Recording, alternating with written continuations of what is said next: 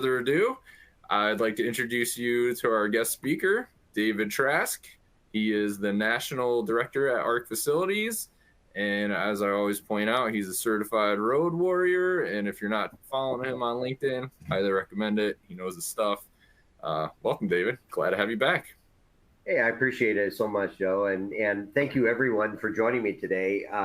We're going to touch on some topics that are absolutely near and dear to my heart, and that is, where we're at today with our employees, where we're at today with our staff, and what we're going to really cover here is developing a strategic recruitment plan and working with your HR department. Also, building a true employee retention program to keep the people you've got. Also, processes for capturing institutional knowledge for those folks before they leave, those folks that are in that retirement window, the folks that have been with you for a number of years, and they might have even just taken another job, but how to capture that institutional knowledge.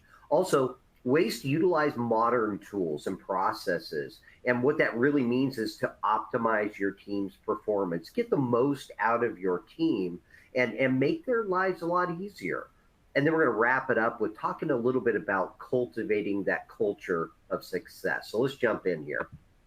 So again, at the end of the day here, what we're talking about is starting out with the gap in what we're seeing in the workforce right now. With the labor shortages, on average, every 5 people who are leaving the workforce, there's only 2 coming in skilled trades. That's not sustainable. And right now, ABC model shows that there needs to be an additional 546,000 additional workers on top of what they already regulate as far as this is the number we need to hit. This is on top of that to keep up with those that are going out of the market. And those are skilled trades people in many cases. Those are your electricians, your plumbers, your HVAC tech, but it's also impacted construction there too. But at the end of the day, it's keeping up with that. And where I always like to start here is with recruiting. And what are you working with, or how are you working with your HR department to develop that program to recruit those new people to come into your facilities? And where that really starts out is looking at job descriptions. Think about that. When's the last time you revisited what you're putting in there as your requirements? Also, are you evaluating that directly with HR? Meaning, are you putting in that they have to have all these different credentials, all these different certifications, or are you reevaluating that and saying, are those all really needed? For instance, I'll give you an example. One gentleman I spoke with, he said, he went back to his HR department, they copied and pasted what they had done for job postings for years. And then someone accidentally hit a box that said they had to have a bachelor's degree to be an electrician. Well, the only way he found out that was even checked was he had a friend of his that had been an electrician for over 20 years. He was a skilled, absolute stud of an electrician, and he got bounced right after he had submitted his resume. Immediately bounced, all because a box was checked. Again, are you evaluating what those requirements are? And then how are you collaborating with your HR department and also work on that strategy with them to really attract those new people? Also, what are some of the sources and resources you're leveraging to find those people? And then also implement a diverse plan. Are you doing things to diversify your team and be inclusive? Also, look at your situation today, and then also down the road when you've really developed this program with HR to continuously improve that, modify it, adjust as needed, but also really foster that collaboration and teamwork. Reason I bring up teamwork here is you never know who on your team might also know somebody that they might be interested in coming to work for you. Do you ever talk to your team about that? So again, it's not just with HR, it's about your team and that collaborative approach. The other thing that I really jump in here with regards to looking at the younger folks that are coming in, are you recruiting where they are? And This is a really great story from Raymond Perry from Prime Power. He and I had this is a webinar that a podcast that I recorded with him. And this was really great. He said that they were actually posting and really looking at different areas where they might be. And that's in Instagram. That's in other areas where they're actively, looking every day. They're on their apps and everything. Are they on YouTube posting little videos about your organization, funny little videos too, that might get them to take notice of your organization and really think, hey, that might be a cool place for me to go and work. But again, it's that outside the box mentality. And right now, we've all got to look outside the box because everybody's fighting for that shrinking pool of people coming in. So also think about an apprentice program. Have you ever considered that? Well, what an apprentice program, these are just kind of a guideline for you to think about with looking at an apprentice program in-house. Create a structured curriculum. Also, offer on-the-job training as part of this apprentice program. And you've got to employ safety in your training program.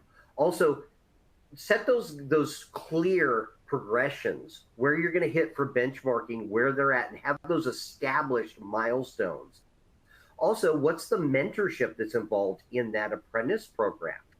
Who's your most tenured people who might be the best people to train them? And it may not always be the most tenured. It might be the person who's been with you for 10 years that can also share just a tremendous amount of knowledge, but also be able to be that go-to person for these apprentices as they're working their way up.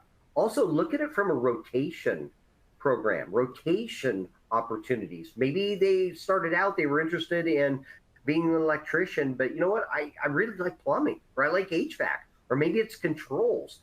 Are you able to, and can you offer that and tweak that in the apprentice program so that they can look at different avenues and really find the thing that they're passionate about? Also, technical instruction, really nuts and bolts, getting in the weeds and showing them in the weeds.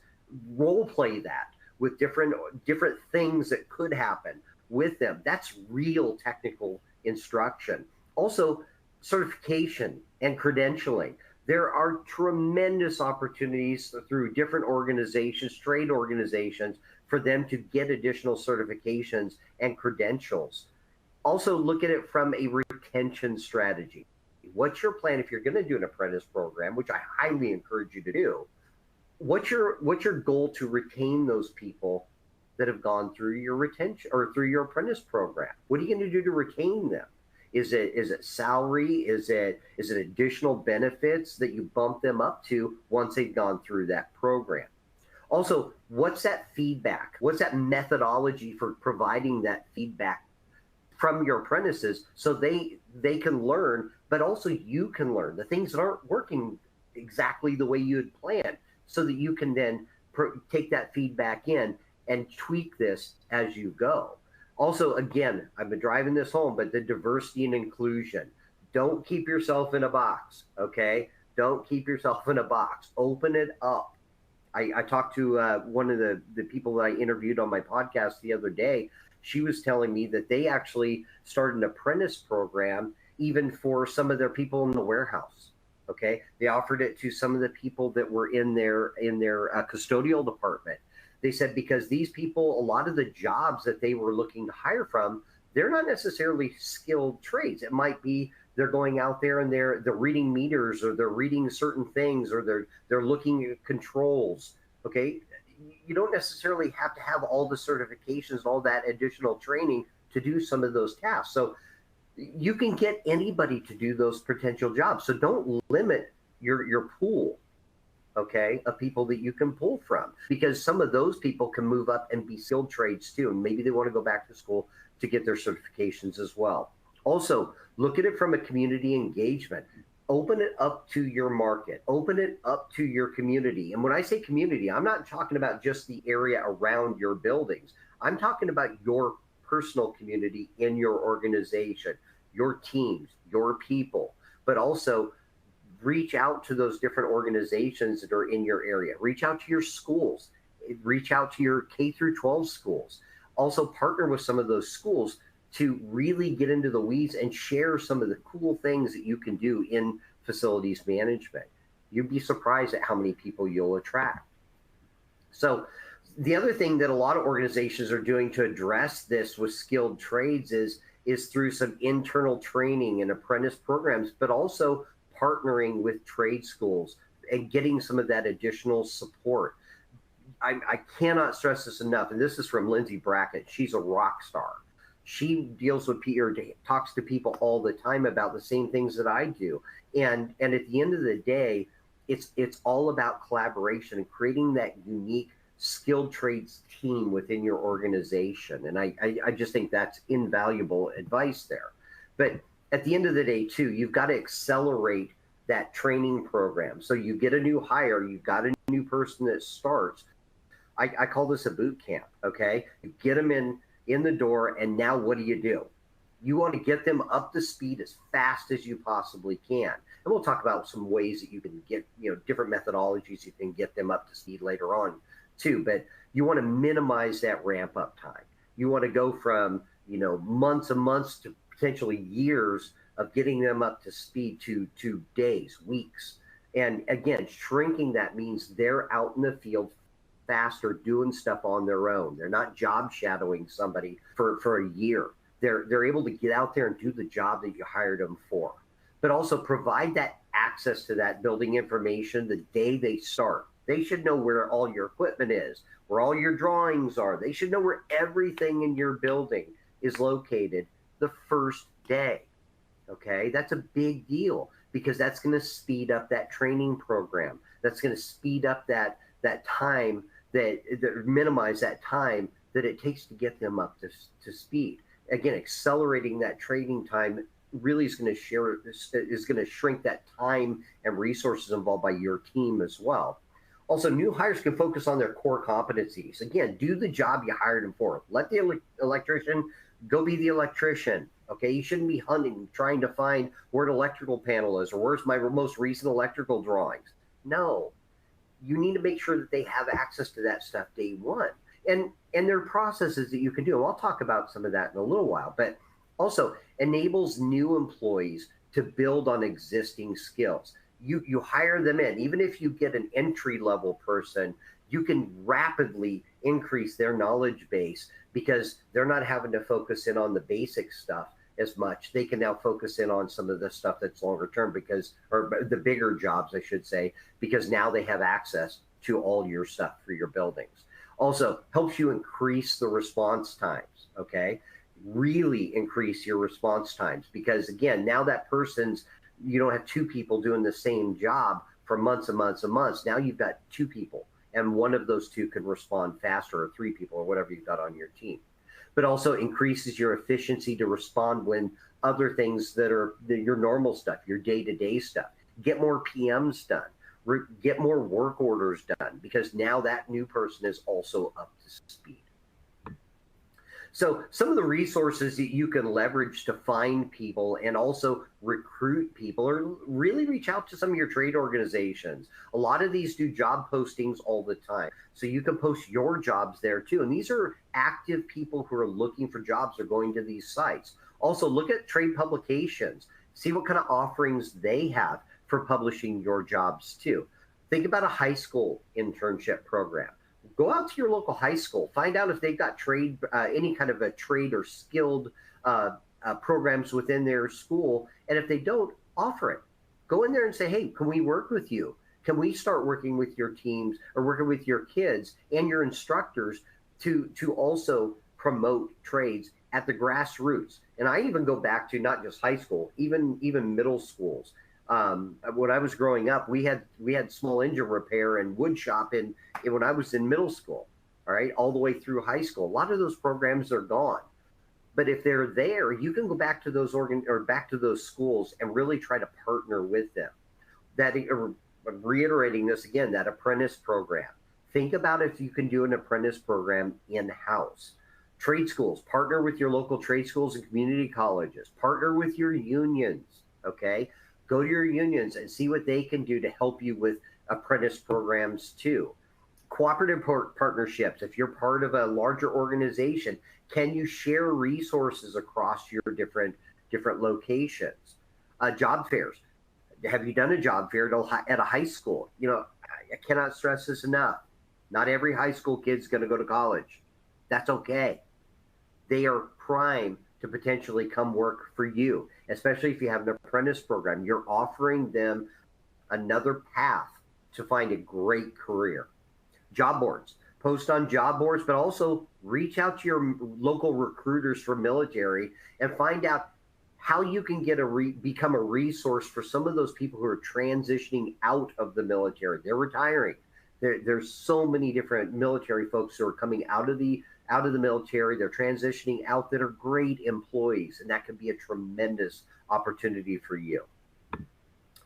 These are just a few examples of some different job boards, and some of these are the normals, the Indeeds and ZipRecruiter and Monster and all of them. But a lot of the organizations that are out there, like I mentioned, IFMA and ASHI and some of the others that are out there, APA, they do job postings all the time. So reach out to those local organizations or those national organizations too, and start posting your jobs outside of your normal bubble that you guys would normally post them. LinkedIn's another one. It's a great one to post jobs. So let's talk about building a retention program. So now we're gonna talk about the people you've already got. What are you doing to keep them? You know, how many of you have reached it? I normally ask for a show of hands, but everybody has lost somebody, whether they've lost them to retirement or they've lost them, they just got another job up the road. I talk to people all the time that tell me, yeah, I lost a guy, he's making $5 more an hour, literally a mile up the road. And I've heard as much as 12 more an hour. Everybody's fighting for the same pool of people that are coming into the market, but they're also poaching your people, okay? They're trying to find people in your market. Everybody around you is trying to find people in your market. So you can lose people really easily. So let's talk about some ways that you can retain your people too. Well, a retention plan, I really look at it as you got to look at what are you doing today? You know, analyze your current situation, review your turnover. Why are they leaving? Do you conduct exit interviews? But also solicit feedback from your team, good, bad, or indifferent. Okay. I think some of the best feedback you'll get is that negative feedback, because I kind of look at it this way. You don't know what you don't know. So make it transparent for your team to say, listen, we lost this person or we're losing these people because of X. Well, what can you do to stop that? What can you do to limit that and mitigate that? Also, what are some of those key retention factors? So what motivates your team? Talk to a handful of your people or start a focus group, okay? And meet on a monthly, quarterly basis, not just an annual basis, because things change in facilities. Everything's changing so quickly right now. But again, what motivates your team? And figure out other ways to do that, okay? Because it's not always just about money. Sometimes it's just they're happy in their job. That's why they stay. But also think about it from a standpoint of boosting their comp plans. You know, have you gone back to leadership and talked to them about ways that you can boost comp plans to meet current market needs or market standards right now? And also that could be increasing benefits. Are you offering them career growth opportunities? What's that work-life balance for that team, for your team? Also, what are you doing to recognize those people? And what's those management practices? Are you micromanaging, or is that a gripe that they've got, or is it more of a, you know what, I'm just stressed out of my mind too, so I don't have time to listen to you? That's a management practice, okay? And sometimes that can create a negative culture. But what can you do to lift and become a positive culture and really address the concerns of your team? So also implementation of this is, it's not good enough to just create a plan. You got to make it happen. So figure out that action plan. What are those steps that you're going to take to get that? Also, what's that communication with your team and also your leadership?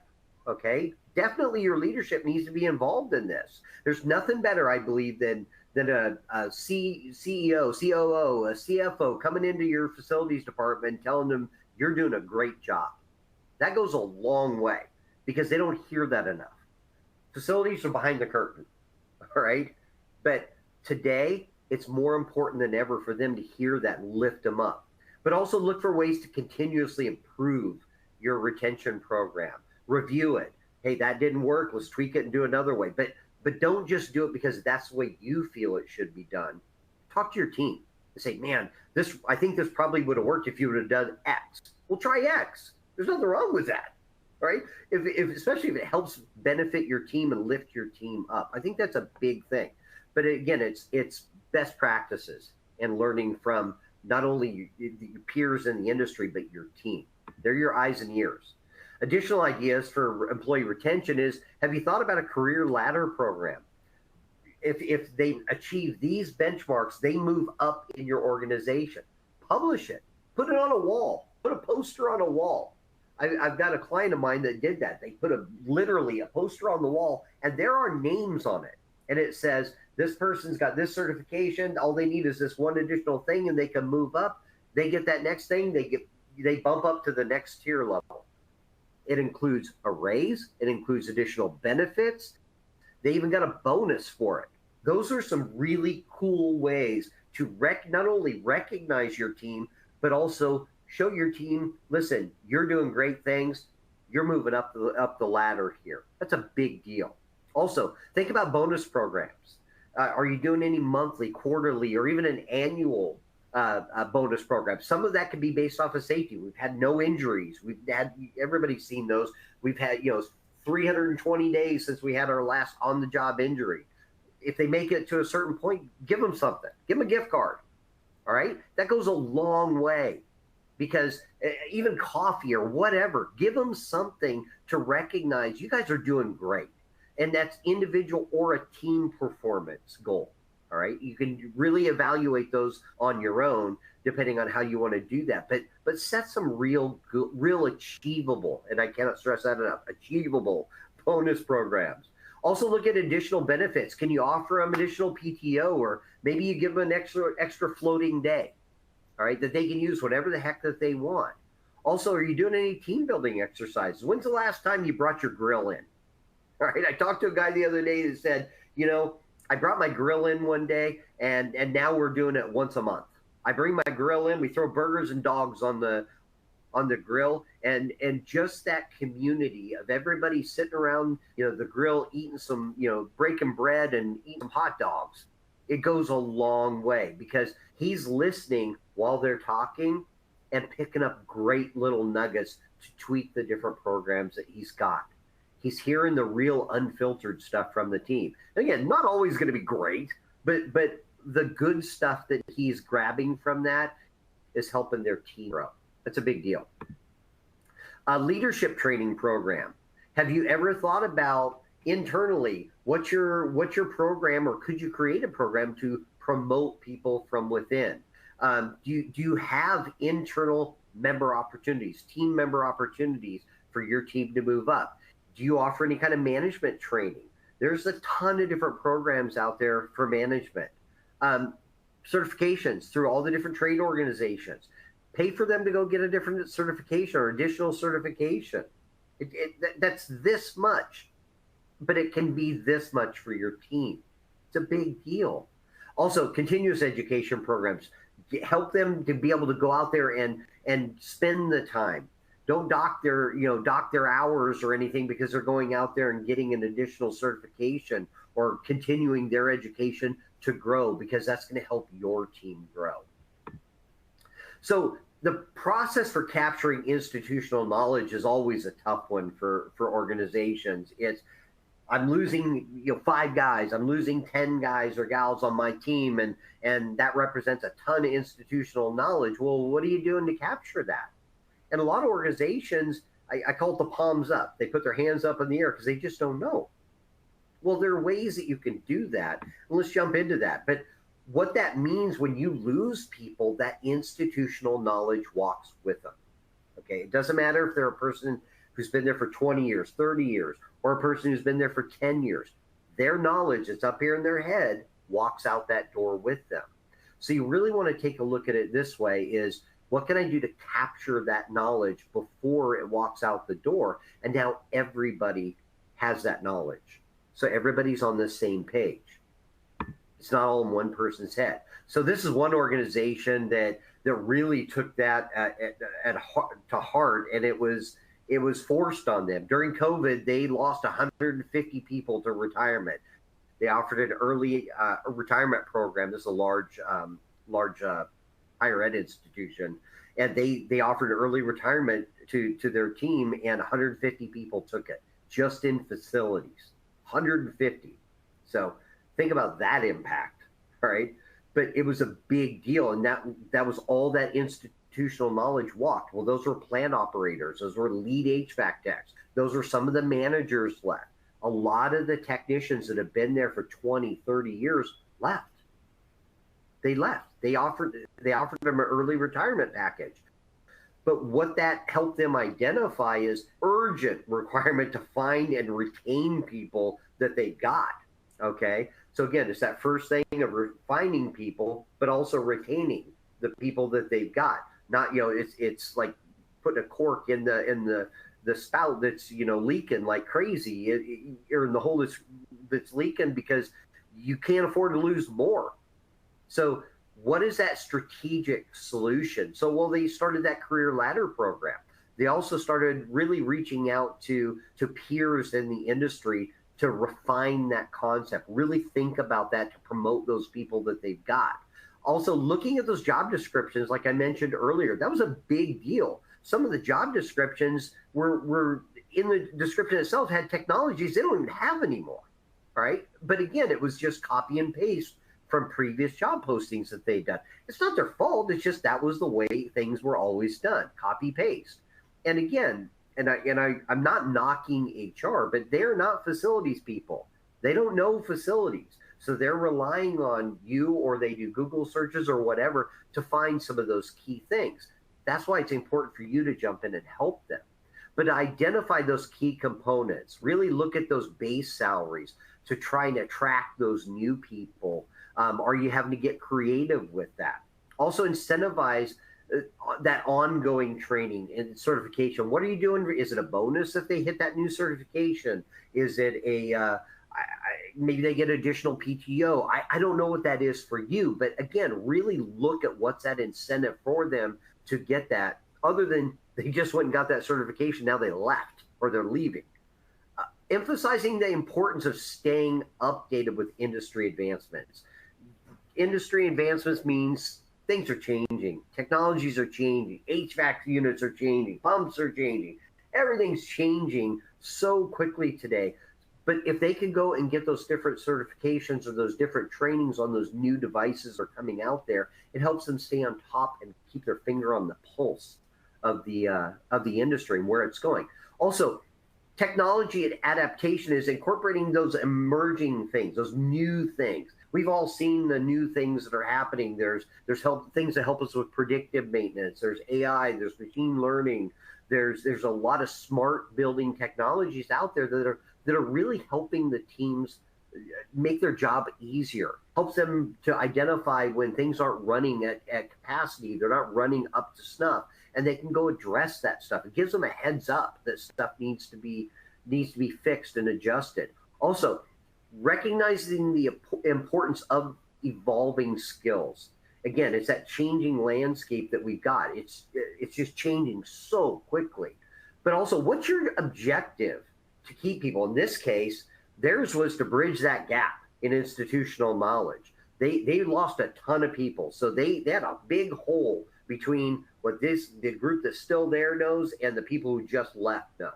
That's a big one. It's a chasm. But to identify what's that delta and fill that with understanding all the information, what we don't know, we don't know. So identify that first, but bridge that gap and capture that institutional knowledge ongoing. But also in really to ensure that you're motivating that team, again, to address those future challenges. We don't know what's going to happen 5 years from now, 10 years from now. But again, being on top of it, you're going to have your finger on that pulse to be able to adjust as you need it, right? But here's the elephant in the room, honestly. it's 30% of the teams are in that retirement window. The challenge is, and I ask you all to step back and think like this. Okay, think about the people who are in that retirement window that are on your team. All right. Then think about their combined institutional knowledge. So if you got one person that's been there for 20 years, another person has been there for 15, another person that's been there, add all that up. That's your loss of institutional knowledge, right? And it can add up quickly. So what are you going to do to capture that knowledge before they leave? You know, every day that you wait is one day closer to their last day. So again, it's really important that you capture that and figure out ways to capture that. And we'll look at what that means. But if you don't, this is what can happen. You know, these are water leaks. There's emergencies that happen all the time. But if those people who knew where all those isolation valves are, they left, they're gone. Well, what does that mean to your team? That means you can't respond fast.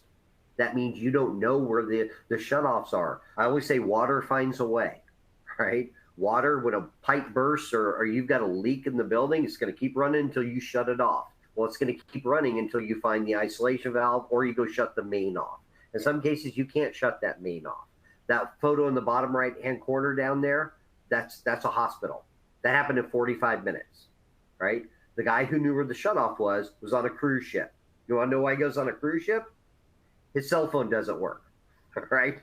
But that's the point. One guy had it all up in his head. One guy knew where everything was, and one guy was the guy that knew where the isolation valves were to shut off that particular space. That's an OR, or those are ORs down that hallway there. So that's critical that they try and find all that information and really know where those shutoffs are so that they can respond when something goes sideways. You shouldn't be relying on that institutional knowledge. It should be everybody has access to where that stuff is. But unfortunately, they also know where all the hidden stuff is. They know what ceiling tile to pop. They know where the isolation valve is for that floor that I just showed you. They also know where every single main is in the building, gas, water, power, med gas in healthcare too. They just know because they've been there. They know which, there's a hidden panel behind a doorway of the COO's office. You open up his door and it's behind the door. They just know that. You may be searching all over the place trying to find that thing. So that's why it's key to really document where all that stuff is so everybody's on the same page. But this is the other challenge is it's all those people that all those organizations that have a guy, right? Now, we jokingly call him Bob. Bob's the guy. Bob's the guy that everybody calls because Bob's been there forever. And, he's the one that was there when all the renovations happened. He was there when everything's changed in the building, but he also knows where every unit is in the building. He also knows what it serves. He knows that this unit right here serves all these rooms over here, or it serves part of the first floor and the second floor. I don't know, but Bob does.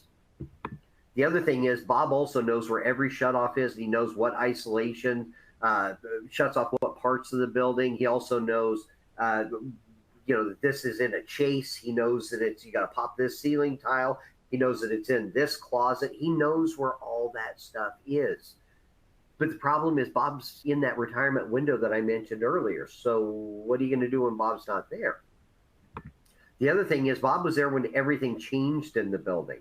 So he was there when you knocked down walls, when you remodeled a floor. He was there when you retrofitted a part of the building. He was there. So he was also there when the walls were open. So he remembers on that one project that you had, when they hit the sledgehammer through that wall there, they hit a pipe and it was a mess, all right? But he also was the one that was there when he knows that they relocated that pipe and it didn't make it into the drawing set. But he was there. He remembers. Well, how does that help the new person who just started? It doesn't. They're at a loss. So what are you also going to do when Bob walks into your office and sits down in that chair in front of you and says, listen, my wife and I are retiring. We're retiring. And I'm retiring at the end of the month or next month at the end of the year. I'm retiring. It's a challenge. That day's coming. And like I said earlier, every day that you wait is one day closer to their last day. The other challenge is getting those new people up to speed is a challenge, especially if those people who knew where everything is are gone. So a lot of the time of getting the new people up to speed involves them just trying to find stuff. And it's a lot of it's finding the stuff that guy who or gal on the team who just retired, they just know. Well, the knowledge transfer is a big deal. And let's kind of jump into that. So look at it from an SME, subject matter expert. Assign people to really own that, or assign a few people is even better to own that. Otherwise, you're putting your eggs in one basket again. Documentation is huge. Document where stuff is as you find it. Identify where stuff is and document it. And if you don't have a method to do that, we need to talk, okay? Because I can help you with that. But again, also developing those training materials help, those people who are retiring are just the perfect people to help you develop those materials. Also, peer training sessions. Think about your monthly or your weekly or your daily huddles that you have. Invite one of your teams to or one of your guys or a couple of your people on your team to lead a peer training session during that. Maybe make it once a month, but have them do a 20-minute, half-hour little training session on X, whatever that is. But also that'll help your rest of your team to also understand what's going on. All right. It's about that knowledge transfer. It's getting it out of that person's head and sharing it with the group. Hands-on learning, get them cross-trained. Have your legacy folks that have been there forever, have them start showing other people on your team, and not just one person, like I said, multiple people. Also, leverage technology and tools. I say this, and I mean this from the bottom of my heart, okay? Technology is a tool. It's not a hindrance. It's a tool. So you got to really think of it that way. It's a wrench. It's here to help me do my job, whether it's fill out a work order or whether that's to fill out a PM form, or I've got to find equipment, or I've got to update equipment records, whatever that is. Technology is a tool, but also knowing it helps you find the stuff to do your job. What's your feedback mechanism for transferring that information? If you assign a certain number of people to go work with Bob and Bob's just not showing them anything, Bob's trying to hold all those cards to his vest, right? That needs to be addressed, all right? I'm not talking about in a negative way necessarily. I'm saying, listen, Bob, you're leaving. I know this is your baby. I know you treat this like your baby, but you're only going to be here for a year. They treat that like it's their own. It's part of it's their second home, so to speak. You got to stress the importance of getting that feedback from your team so that everybody's on that same page, but also helps you to tweak the way you're doing your knowledge transfer as well. Also, what are you doing to monitor that? And I'm not talking about micromanaging. I'm talking about what are you doing from the bird's eye view that you can tweak things if you see it's not quite working the way you want it to. Also, what's some incentives? Are you offering any incentives? Hey, you know what? That guy who comes in and does that training that I mentioned on your monthly meeting or your weekly meeting, give him something. Give him a Starbucks card. Give him something, right? You can do little things like that that's an incentive because it helps the greater good. The other thing is take some steps, again, to retain that knowledge. Again, is proactively start documenting that information. Proactively, you got to start today. Really think of it as scanning and digitizing all that information. I'll talk about that here in a minute. But also choose platforms that are user-friendly, right? If it's not easy, your team's not going to use it. Mobile, all right? I'm holding my phone up right here, right? Every one of your team members has one of these in their pocket. Can they access stuff on a roof, whether it's an iPad or they've got their phone? Can they document stuff and access stuff on a roof or in a mechanical room where there's no cell service, or it's spotty at best? That way, if they can update stuff live while they're standing in front of the unit. Also, allows you to create that single source where everything's in one spot, right? Again, all in one spot. I don't have to go to 15 different locations trying to find stuff like they traditionally do in many cases today, but also hire tech savvy folks. Most of the folks that are coming into the industry, they were born with a smartphone, but it helps you get them up to speed quickly, gives them instant access first day. Also helps get those new team members up to speed so they can focus on the core stuff, like doing their job that you hired them for. Right? It's again, it's a snowball, all related. Also, utilizing modern tools and processes. All right, really utilizing new stuff. Before we started the webinar, we were joking offline about some of the how fast technologies are changing, how fast things are evolving and moving in the world of facilities. It's not just about the wrench, it's about the tools and about the other the tools that we never had 10 years ago, we never had 15 years ago. I just saw a video just today of drones that are and this has been around for a little while, but drones that are washing windows in high rises. That just fascinates me. Right. I also saw autonomous vehicles on one of the college campuses. I was doing a site walkout at that delivers food from the cafeteria to the dorm room. I've seen security that is, again, autonomous things, but those are just high level, big things that have changed, but also nuts and bolts things have changed too. All right. You can now monitor equipment remotely from your phone. You can access equipment locations from your phone. You can see details about equipment, photos of equipment, videos of equipment, all from your phone today. So that what that does is it allows you to grab the stuff before you go up on the roof and climb up that roof ladder, pop the roof hatch and climb out on that roof to find stuff, find out what's going on. If you got a kind of an idea, because that one unit's been a pain in your behind and you know it's probably a belt, you can see what belt you need before you even go up there. Right? And you can see any notes. Maybe the belt that it recommends is this, but you found that this other belt is actually better, or it's a different model, or I'm sorry, different one or a different brand. You can grab that one before that you even climb up that roof ladder, right? And that's what we're talking about here. But it's the old way versus the modern way. Old way is the guy on the left. New way, guy on the right. Old way is I'm hunting and pecking, trying to find stuff. I forgot my password. I can't remember it. I hit the forgot password. Now I can't remember the password to my email. Like, we've all been there, right? The guy on the right, he's looking at it on an iPad. He's documenting stuff in the field, on the fly, live. And he can do that today. And so can your team. They're all on the same page. The other thing is every change to your building means a new set of drawings, whether it's this with paper or it's digital. It still means more stuff, but that also means stuff's moved in your building. So Bob was there when some of the old stuff moved, but you've got some stuff that happened last year too, or you've swapped out equipment, right? The other thing is, and this is a true story here, well, I've got all these different drawings in a plan room and a sprinkler head pops.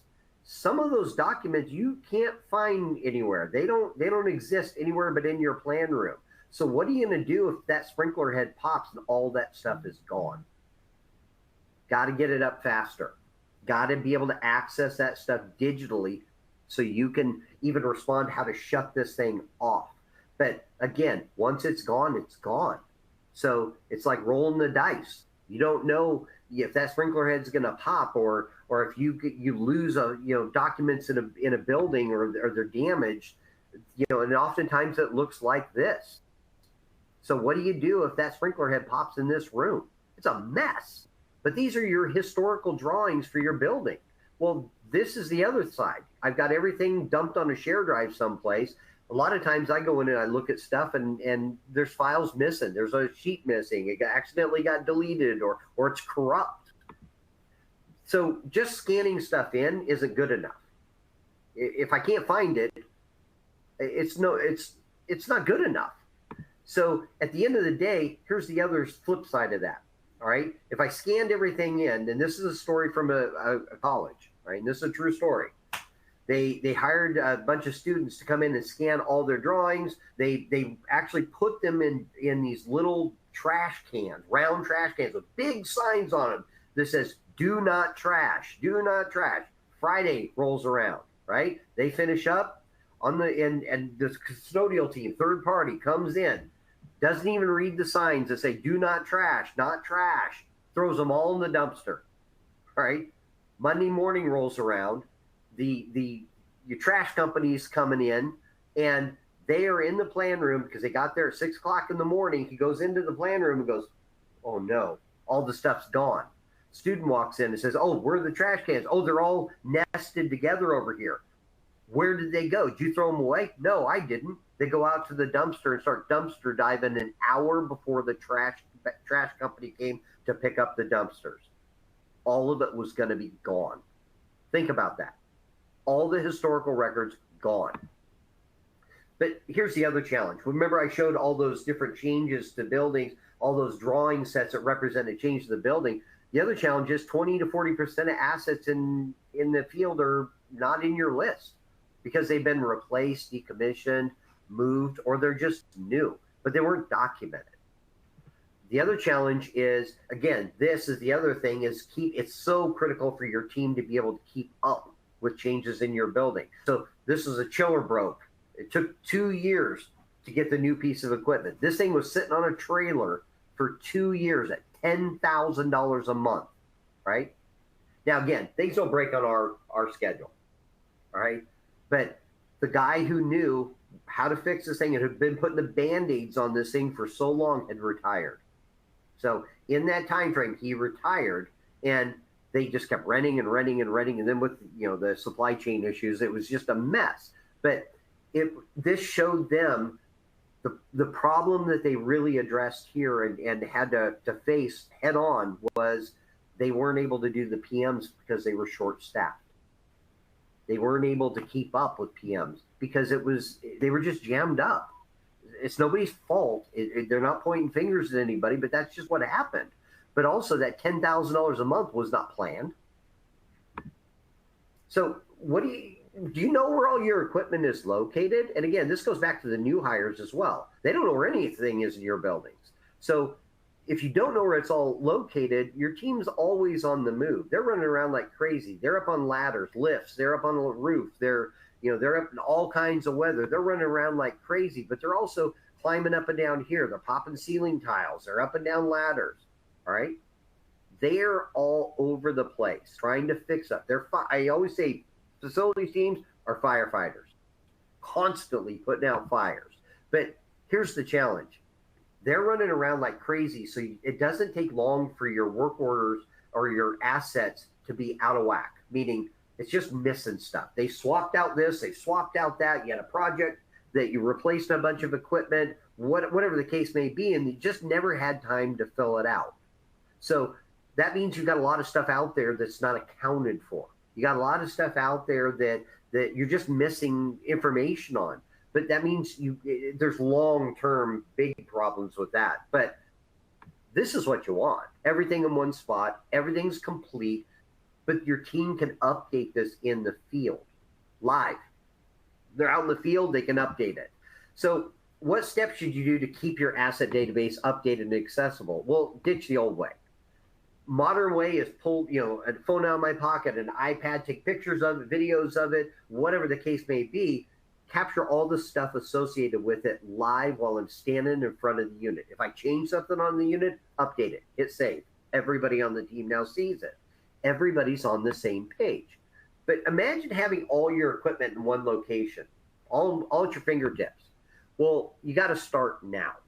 That's what this is going to really drill home. And it's start documenting where your stuff is.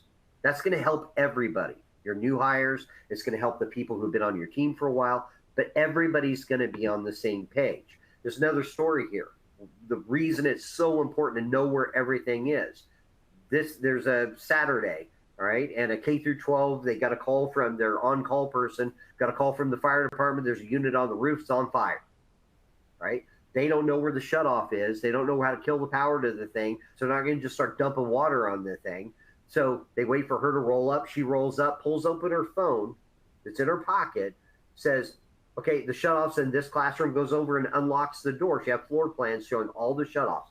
Walked over on her phone, walks over to the door, shows a picture to the fire department, says, it's the third breaker down. That kills the power to that unit.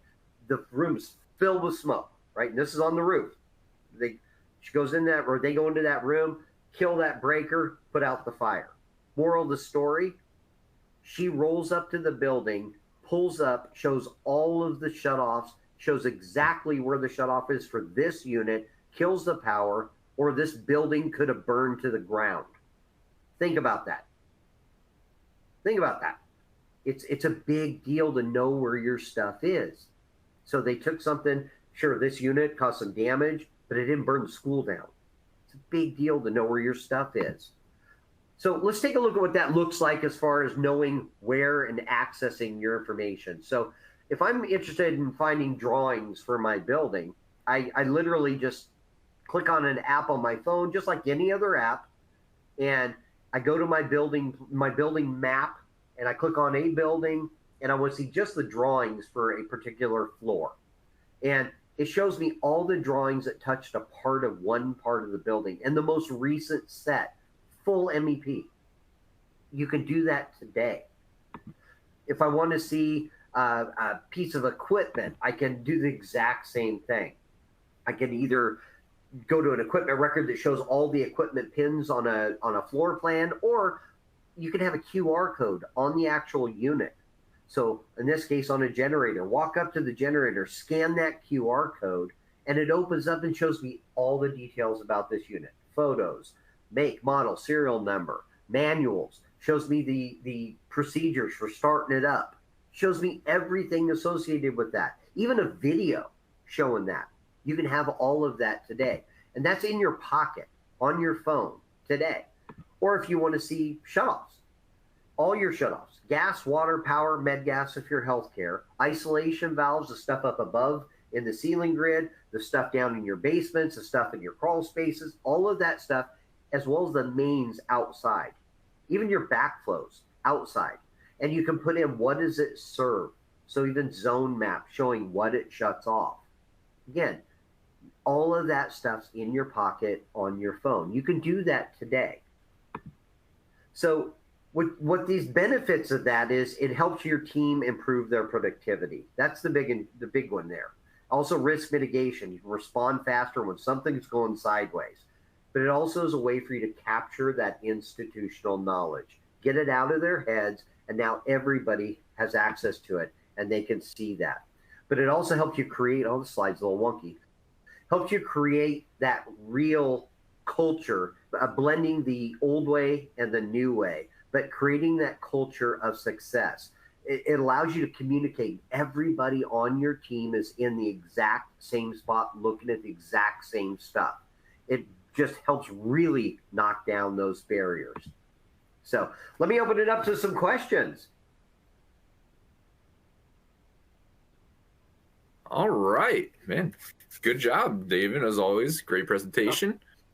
We are running a little bit late at this point, but I say we still try to get a couple questions in.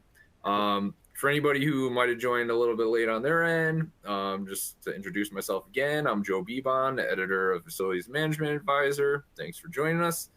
So right now, if you want to go to your Q&A widget and type in a question for David, please feel free to do that right now. We already have a couple in the can, so let's check that out real quick. One person's asking or saying they're having issues finding experienced workers, and what is the best way to find them? I know we kind of covered quite a list of like resources and stuff, but what would you say like the go-to thing to start from? Well, really look at it a couple of different ways. One, are you posting it now and are you getting a response? That's the first thing I would ask. If you're not getting a response, that could be a couple of different things. That could be, are you posting your salary? Is your salary potentially too low? That could be one. Or if you're not getting any responses, don't go back to that well. Find another well. You know, I provided a bunch of different areas for you to go look. But think of those outside the box things too. And I didn't say this earlier, but I think this is really important. Ask your team if they know somebody too.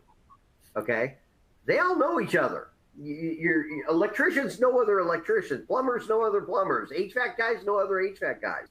Ask them if they know somebody too. But also, if you're not, like I said, if you're not getting responses or enough responses, from the place that you're posting now. Post it someplace else. Try 3 or 4 different places to post it and see what kind of responses you get there. And it can't hurt. I mean, if you're posting in other spots, if you're not getting responses where you're at right now. That was a very good point. I mean, I got this gig because I used to work with somebody. They recommended me, and here we are. So yeah, that's awesome. Definitely a good point. Let's see, what else do we have here? People have been asking if the PowerPoint presentation will be available. I just like to note that at the end of this, ARC Facilities, where David's from, they'll be following up with you guys, sending you an on-demand link with all this stuff, and I'm sure they'll be happy to answer any questions to you. Absolutely. And let's see. We have one saying they lost a bunch of key people during COVID, and they're struggling to find things, especially their new people. Are there companies that can help us document these things? It would take my team years. I've never heard that before. It's funny how organizations look at it like it's a little thing to go document everything. It's not. You know, I talked to one school that said, yeah, they may put me in charge of doing documenting where all this stuff is in all of our schools. And I'm like, well, how many schools do you have, or how many buildings do you have? It was like 150, and she says, at this rate, I'll finish it next decade. but that's the problem. Is yes, there are organizations. Call us. I'm happy to chat with you about it. That's part of what our teams do, is go out and document where this stuff is and identify what's out there. And when I say what's out there, I mean real time as it sits today, current conditions. Gotcha. Let's see. Another one. Sounds like a lot of people are just in trouble at this point. The labor shortage is real. These people, this person saying we're just treading water, trying to keep up with PMs. How are other organizations capturing this stuff when they are short-staffed? Yeah, it can be tough, honestly. I oftentimes say that when people leave and the new people that are hired, or the newer people, they're struggling. And part of the challenge with retaining people is they were kind of thrown into a position where they're struggling, trying to find, they're really trying to find stuff. And I think that's why you've got to take a hard look and say, hey, listen, we need help, and reach out to different, we're an organization that can help with that. And I'm happy to discuss that for sure. Great. And on that note, unfortunately, I think we're going to have to cut it a bit short. We do have some more questions, but as I said, ARC Facilities, they'll be following up with you guys, and they'll be very happy to answer any questions you have. As you can tell, David has a lot of knowledge just himself, let alone the whole company. So, please stand by to hear from them and reach out if once they get out to you. Anyway, on that note, I suppose we should close it. I'd first like to thank ARC Facilities for being our sponsor, making this event possible, and of course you, David, for sharing your expertise with us today. Always a pleasure. And then most importantly, I'd like to thank each of you in the audience for joining us today. As mentioned, ARC Facilities will be sending a follow-up email with an on-demand recording in case you showed up a little bit late, or if you just, want to double check everything. And with all that said, I think we're going to sign off. Thanks again to everyone. David, it's always a pleasure. Thank you. All right. Take care, everybody.